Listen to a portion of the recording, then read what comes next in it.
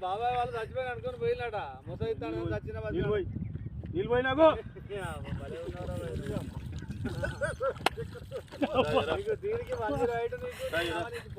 ఎందుకు పన్న వాళ్ళ ఎందుకు అనుకున్న వాళ్ళ ఈ చల్లదనానికి ఎండకు చేయలేక కన్నీకి ఓడిపోయి వచ్చిన గెలవలేక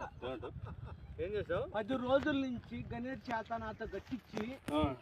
నా కష్టం దోచుకొని గణేట్ రాయ్